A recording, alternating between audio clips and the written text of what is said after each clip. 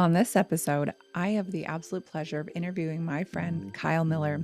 He helps survivors of narcissistic abuse to reclaim their independence, manage their minds, and fully heal through deeply intuitive, personalized, and judgment free coaching. You're not going to want to miss this conversation.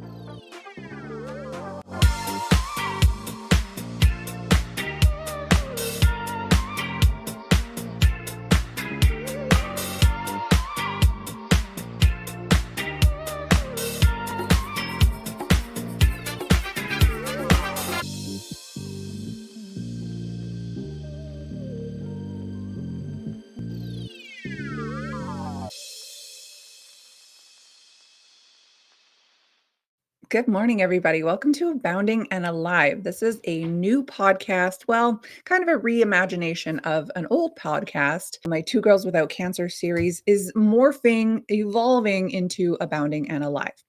Now, the reason I went with this name is because my business is called Abounding Health.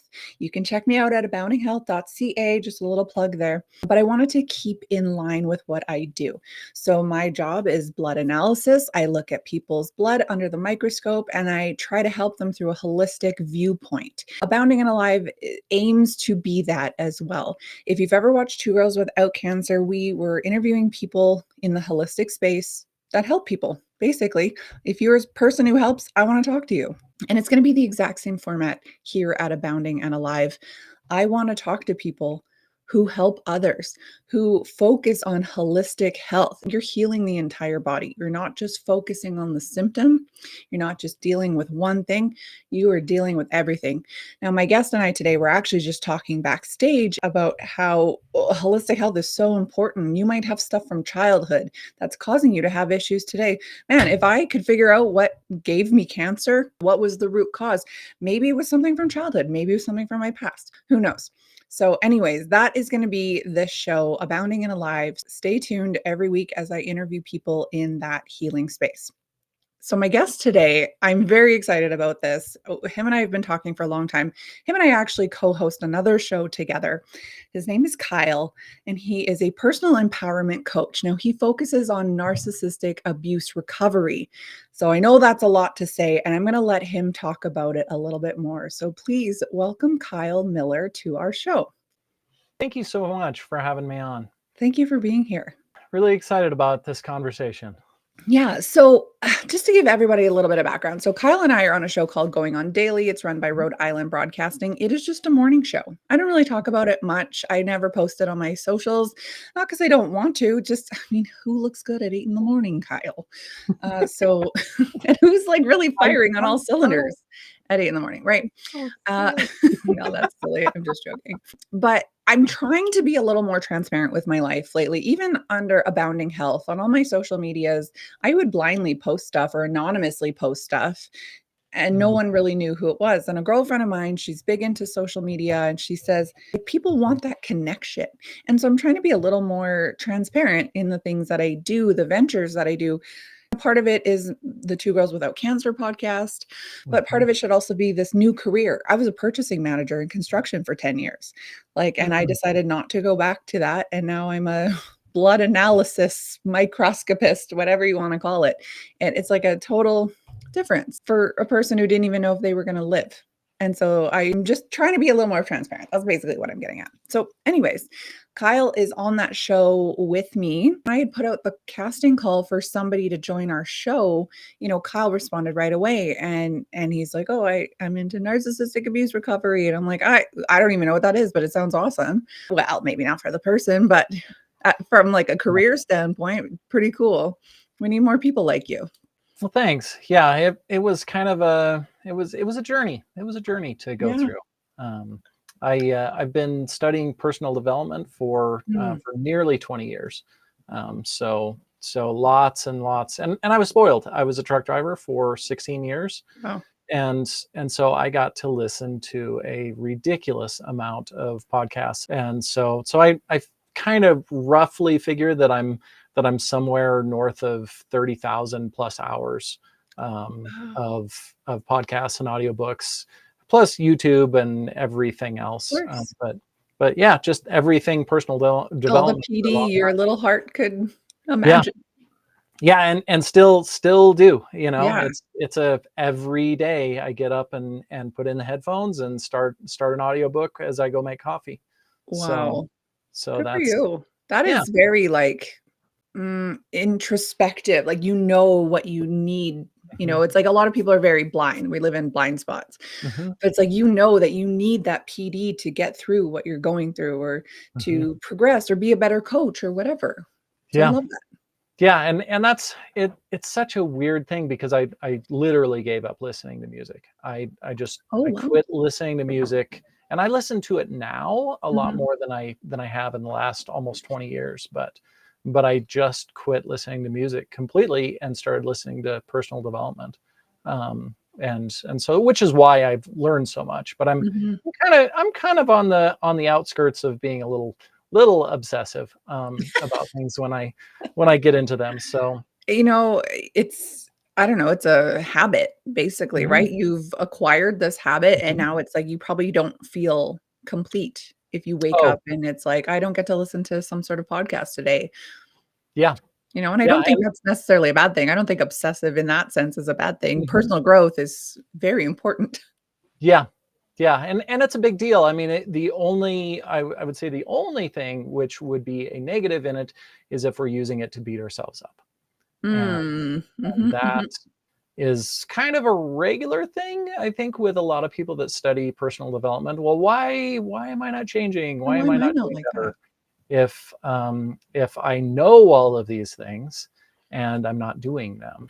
Mhm. And it's probably the biggest criticism that I have of the whole personal development space is most of it is lacking the how-to part of all Uh, of those things. And and yeah. so I understand that. I am such a dreamer. I have all these Mhm, ideas. And I was working with an occupational therapist recently about this. And I'm like, I have all these ideas, I have all these plans of things I want to do. And I'm like, how do I do it? Like, mm, it's hard to in my head to take that leap, that step. And mhm, even I went to school to be a counselor, before I had mm, kids, an addictions counselor, and part of it was this chart, and I can't even remember now, it was so many years ago, but there was 9 mhm, steps, and it was like, where do you fall on these 9 steps? Like a doer, a dreamer, whatever. I was always a dreamer. I always had mhm, these big grandiose ideas, but it's like how to put that into action. mhm. I love and I've thought about this a lot. I follow Dan Sullivan, Mhm. he's a strategic coach is his business, Okay. and he's incredible. And I remember one of the things he said, I can do anything in the world at all that I want to do as Mhm. long as I don't have to do it. And and I was like, oh, that is so me. Um, Right. and I think that's with the really good coaches, and it doesn't mean that I don't have the capability of doing all kinds of things, because I do. I mean, I run my business and I'm the one man show, Mhm. but I am so much better at seeing all of the things in other people and helping them work through, because most everybody knows to some extent what it is they want to do or they Mhm. need to do or have to do in order to get whatever it is that they want. They Mhm. just don't know why they're not doing those things. Yes. And then there's a piece of, like, shame that comes with that or, like, Oh. beating yourself up. I'm like this a lot. I say to myself, "Oh, you've been off work for 2 years, sick, recovering. Why aren't you fit? Why isn't Mhm, your house more organized? Why don't you have money saved?" And then mhm. I'm like, beat myself up about it, and I know I've talked about this with counselors, and they're like, "It's not like you were on vacation, girl. Like, give Yeah, yourself which some credit." so and I think that that's a huge, like, that whole piece right there is huge to look at, Mhm. because first of all of those thoughts are what that's where the shame is coming from. Mhm. Why am I not fit? Why is my Mm. house not cleaned up? Like, those are all statements which lead right into shame, Mhm. and judgment. Yes. And then I will criticize a little bit, you know, the response from the counselor is immediately, avoiding and diverting, Mm. dismissing in some ways the feelings that you have, which does not allow you Interesting. to move through them. And so yes, it's we can think of, okay, yes, you were on vacation, and we can go through all of that. But if we do not acknowledge the Right. way that you feel and work Why through I'm those feeling things that. first, Hmm. then it makes it very, very hard for you to let go of it, because what happens, especially when we have those emotions, they're charged. So anytime Mhm. anybody has been angry, that is a very charged emotion, and we can Right. see that one and understand it. Well, you can't let go of the anger while it's still charged. And so we Mm. have to take the charge out of the emotion so that we can let go of it. And that's, one of the things they talk about. You hear it all the time, time heals all wounds. And Mhm. it is so not true. I There was is gonna say, there's a there lot of is things I'm still holding on to. yeah, well, and there's some truth in it, but the way it works is time gives you space and distance from whatever it was that happened, which then allows for some of the charge to be taken out of Right. that emotion, which then sometimes accidentally, a happy accident, we can let go of some of those things. Right. But the problem is the only way we actually let go of things, healing using time, the only way that we actually let go of it is by accident.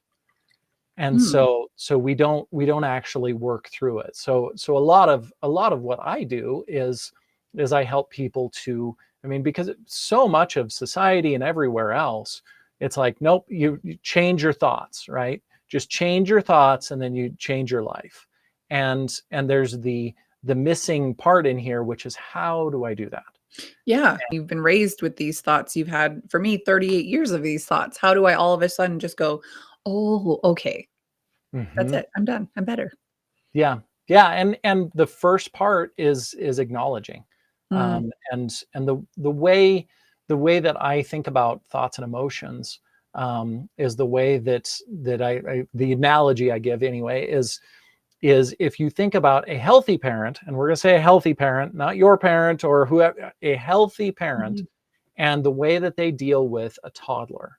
Mm. And so a toddler, they fall down, they get hurt, they're upset, whatever it is. They're emotional in some way. And Mhm. so it doesn't mean that anything has necessarily actually gone wrong, but they're emotionally upset. And so Mhm. they come over to the healthy parent, and the healthy parent acknowledges their child, and they acknowledge that they're upset, they're angry, whatever it is, and then probably pull them up on their lap, give them a hug.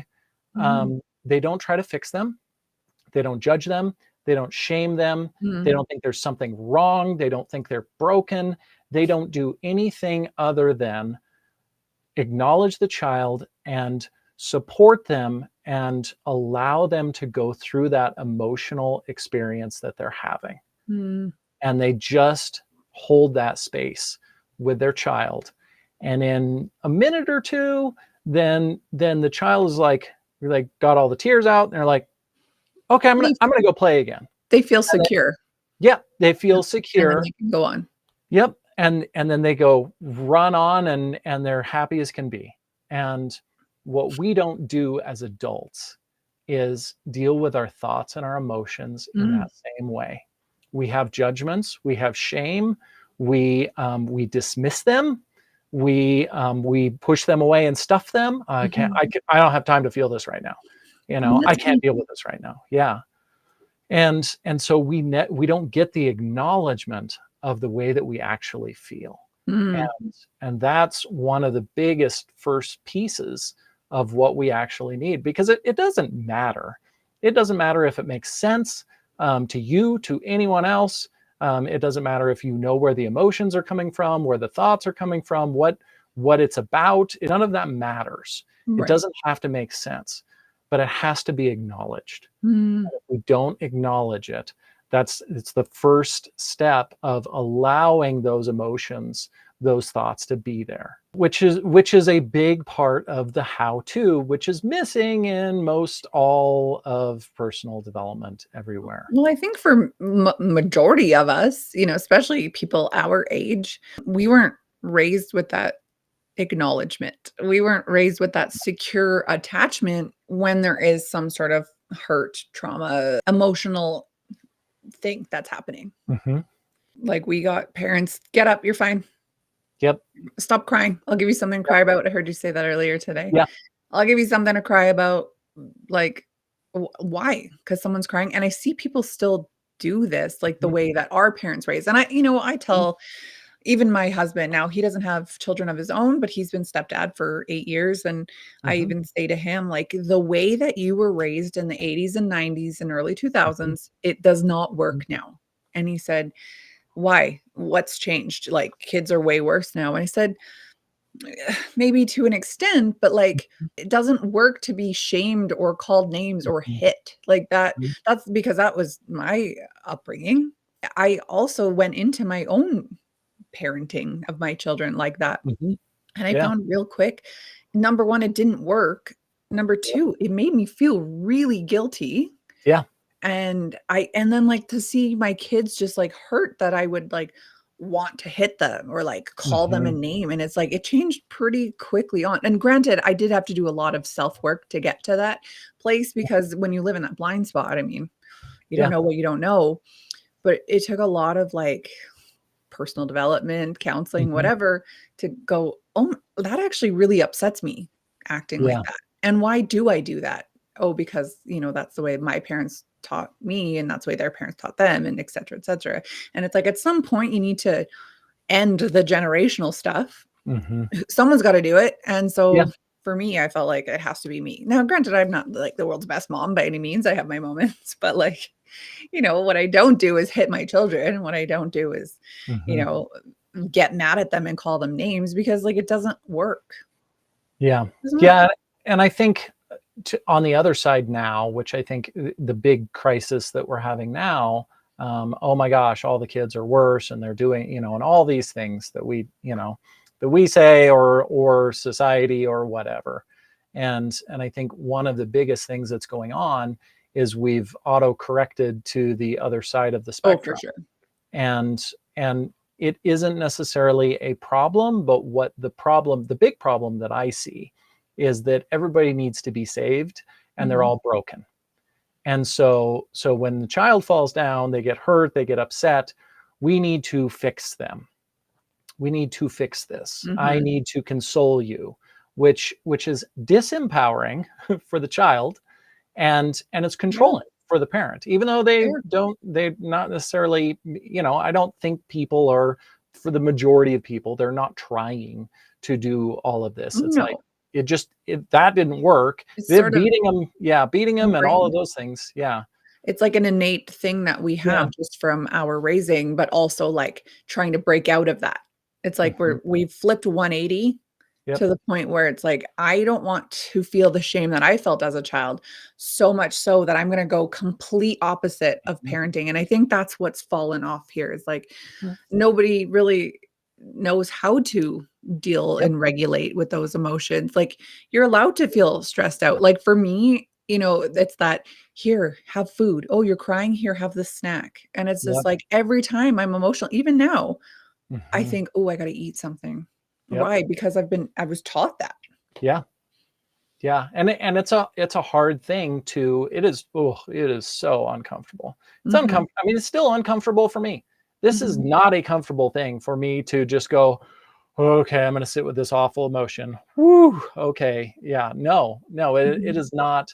So for everyone to understand, it just feels awful sometimes, and maybe a mhm. lot of times, and it feels worse in the beginning, which I think is one of the things that people don't realize.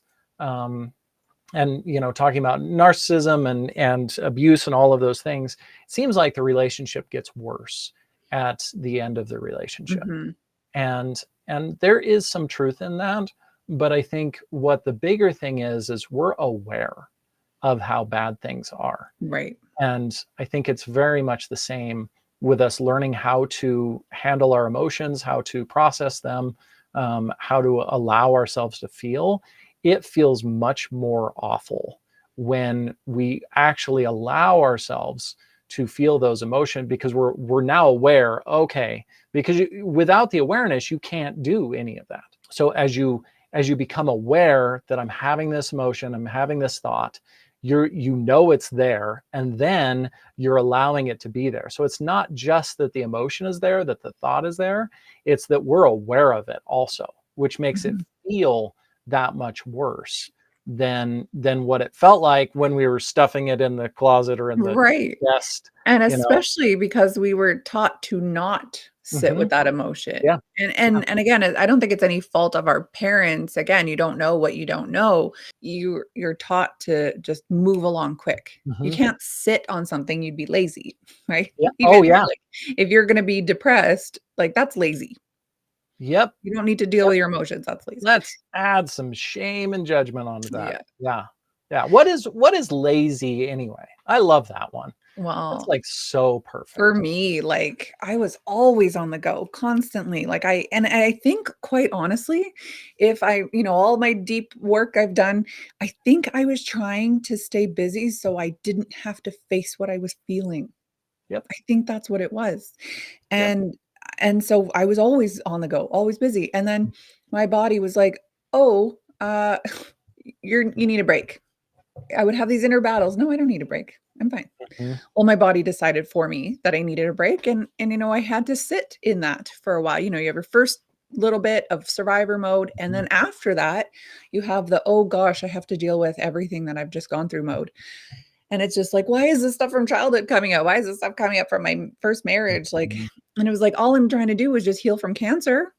It's like so much stuff has just been buried, and it was horrible. It was Yeah. absolutely horrible, Kyle. I did not wanna deal like, so many times I was like, "I'm quitting counseling. I'm not going. I'm not going today." And every day I would go, I'm dreading this. Every time I Mhm. would wait for the counselor to come online, like, Mhm. "Just don't show up today. Don't show up today. Don't sh" and but Mhm. I would do it, and it would hurt, and it would feel awful, and then it was like a little hump every time, and so it took Mhm. quite a few months of that horrible Yeah. hump when finally it was just like, it was just like, "Oh, I think I've dealt with something." Now, granted, I think, Mhm. personal development and progress is an ongoing battle, Yeah. and I think things that you've dealt with can still come back.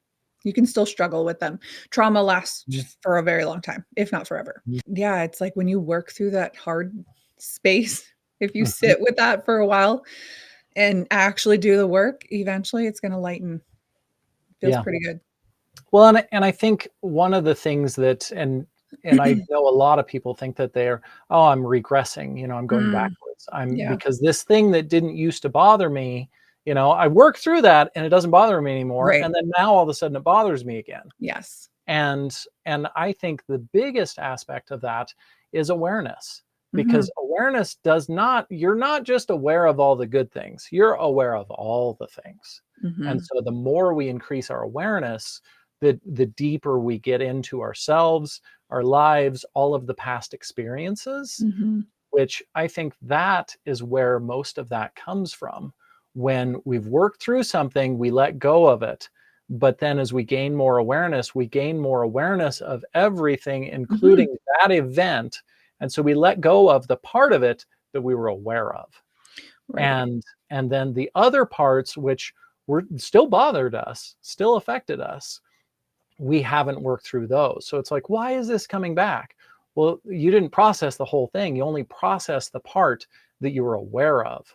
Hmm, And so I think that is probably the biggest aspect of, what feels like going backwards when we have these things come up again, but we're just aware of more of what actually happened and more of our emotions around it.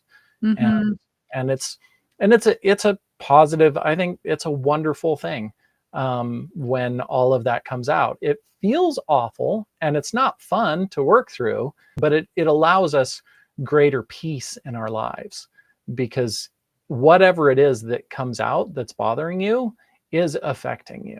right. And so when you work through it, we gain new levels of peace and joy Mhm, and all of the wonderful things. Um, and so, yeah, but anyway, that's what I think with a lot of that, which is mhm. which is another thing that nobody talks about. No, exactly. I try to say, like, in the odd time, let's say my husband and I argue or whatever. I'm not a confrontational person. I very Mhm, rarely argue, which comes with me repressing all how I actually feel. So I'm trying to be more authentic in that if I feel something, I want to talk about it. But I often will say, like, I'm entitled to that feeling. You might not agree with it. You mm, might think I'm crazy for saying mhm, it or feeling this way. However, it's mine. I own that mhm, and I'm mhm. entitled to it. And, there is something very, I don't know, empowering in that statement for me anyway, Yeah. because for a long time, I don't know, I didn't own that. Like, I Mhm. just thought I was crazy for being crazy, right? Like, I mean, crazy is such a silly word to call somebody Yeah. when they're feeling something.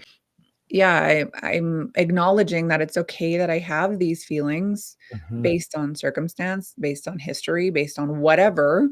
Yeah. I'm feeling it.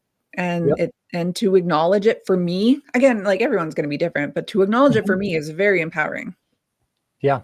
Yeah, which is and a lot of that is, um, it's helping you work through and heal Totally. the avoidance because it's a lot of this is exposure therapy, and Hmm. so every time you don't avoid something, then it helps you move a little more secure. Yeah. And that's I was just thinking as you were talking about that, you're just as entitled to be upset about me being upset as I am to be upset Right, because you're about entitled to whatever. that. Yes, Yeah. because you own that. Yeah, Yeah. exactly, but then it's like if you're Yeah. both entitled and feel like you own that and like where do you meet in the middle? So I mean, Mhm. relationships are complex. Super, super Super. and it will bring up all of the things. Yes, it will. It absolutely will. I'm hoping that you and I can do a part 2 of this Yeah. episode where you and I can talk more about narcissism Mhm. itself. I mean, you Yeah. and I have talked about this lots just being on the other podcast. But Mhm. for our listeners, like I would love for people to get into or get to hear about Mhm. narcissistic abuse and recovery and what that looks like because I think a lot of people actually experience it and don't know what it is. Yeah. Yeah, ditto. I mean, me too. I didn't know all the studying that I did, and I didn't know anything about narcissism until about 6 months before my Mm. almost 14-year relationship was over. I And it was probably hit you like a train, like, when oh, you realized it was probably like, "Oh my gosh." yeah. Yeah, I mean, the first one was, maybe I'm not the only problem in Hmm, this relationship, you mean it's not me? Weird. which I not that I was innocent, but No, I thought that I was the only problem. So it's hard yeah. on the self-esteem. It's hard on your self-worth, that's for sure. Yeah.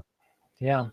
But yeah, I love to do a part 2 and talk about all of the other things and narcissism and down that rabbit hole. That would be fantastic. Yeah, we got more into just, like, personal development Mhm. and attachment communication, but I would also love to learn more next time about Mhm. attachment styles too, because that's Yeah. another thing, it's really eye-opening when you learn, "Oh, hey, maybe I'm, like, I have insecure attachment. Maybe Mhm. I'm avoidant," you know? It's Yeah. like, and not that I wanna put labels on everything, but it's nice to know that I'm not alone in some of the things that I'm Mhm. feeling as well. Or it's Well, like, I'm this way because of this. and I think with narcissism, with attachment, with all of those things, I think that it is incredibly helpful until it is no longer helpful.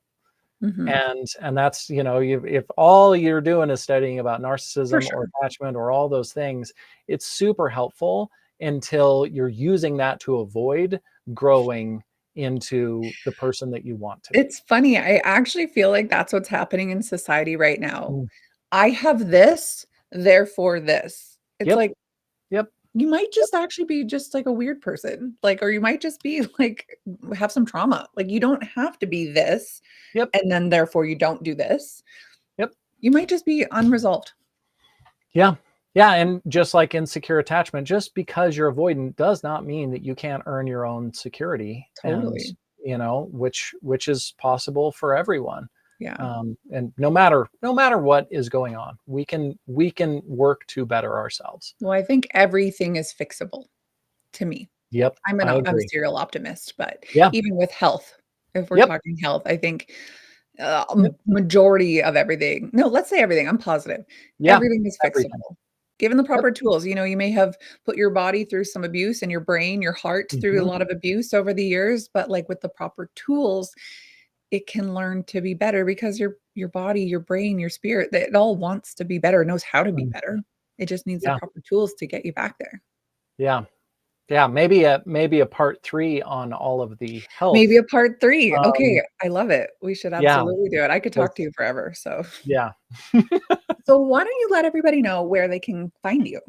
Yeah, KyleMillerCoaching.com is the best place. You can schedule a call with me. You can get on my email list, and then you can find all my socials there. I'm basically Kyle Miller Coaching on all different social media. Pretty much anywhere that you would want to see me, I am. Amazing. So So yeah. Kyle Miller Coaching, Yep. find that. I will say, following your socials, Matt, this guy is dedicated to his craft, okay? Like, there is a post at least every day, if not more times a day, of something deep, something insightful, and I love that. Like, you can tell you're just so passionate about what Mhm. you do.